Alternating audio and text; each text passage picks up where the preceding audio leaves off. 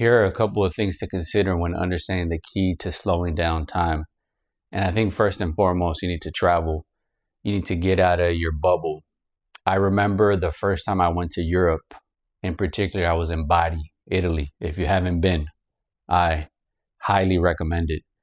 And I was walking with my girl around the streets, and I couldn't help but get emotional and saddened at the same time that there was this way of living that I had been deprived of, had never really been a part of here in America, which was what? The conviviality, the socializing, the outdoor aspect of being there. Everyone was outside. No one was inside. Everybody was chatting. Everybody was lounging around. Everybody was really enjoying. And that was the first time I had ever seen leisure in action. I had finally understood what it was. And I couldn't help but feel a little bit saddened about the fact that it just wasn't the way we were living here in America. And I think that was the difference, right? Is that I was able to look at time differently in Europe versus the US and brought back a little bit of that leisurely sort of pace, that sort of gingerly aspect, right? Where I could slow myself down in instances in which I wanted to enjoy it, right? Those moments in between.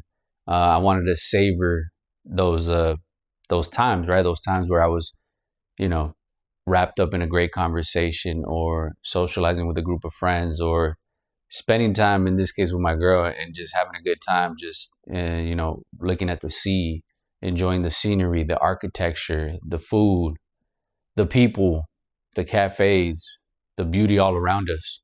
So that was important for me. So I think if you take time for granted, you should compare it to the way time is manipulated and maneuvered through and even danced with in other parts of the world.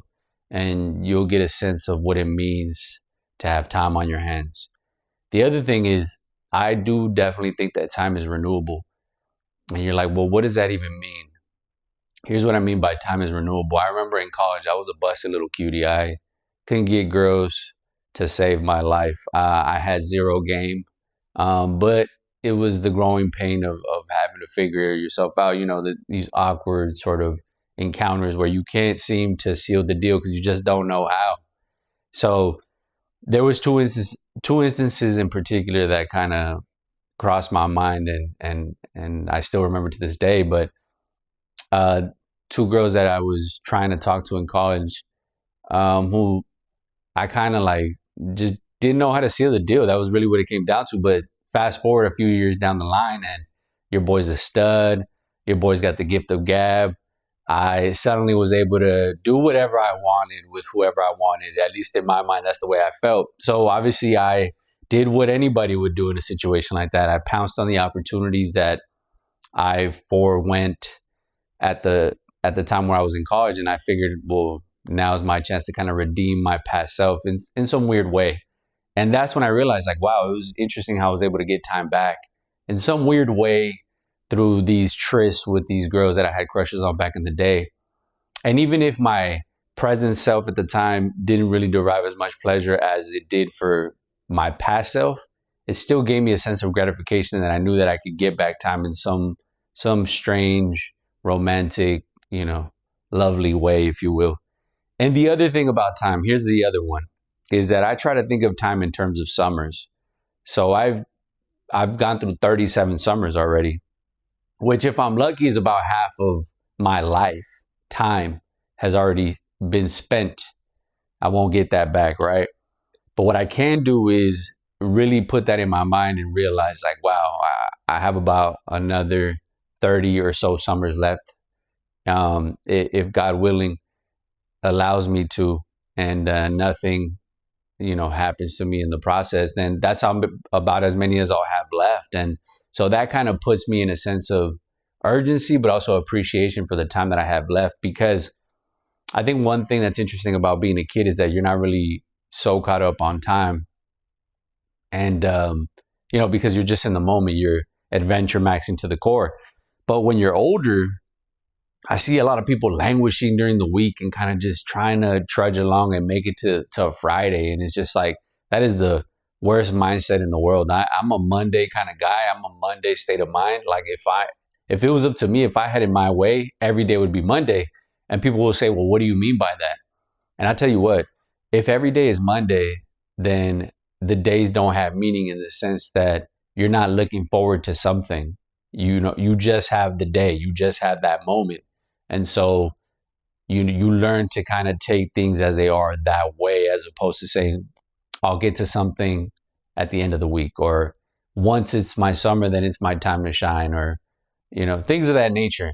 And I think if you really just try to take it as a daily sort of task to say, you know what, I'm just going to try to, you know, baby steps and take advantage of the day. It's hard not to, at the end of the night, say you gave it your best shot, even if it's a little bit, but it's a little bit each day. And that, I think, in the long run is where you can look back and say, hey, you know what, I had a great time. And sure, as you get older, your memory starts to fade a bit because you've accumulated, right? If you've done things right, if you've used time properly, you've accumulated so much memories that you have to be selective about what you retain.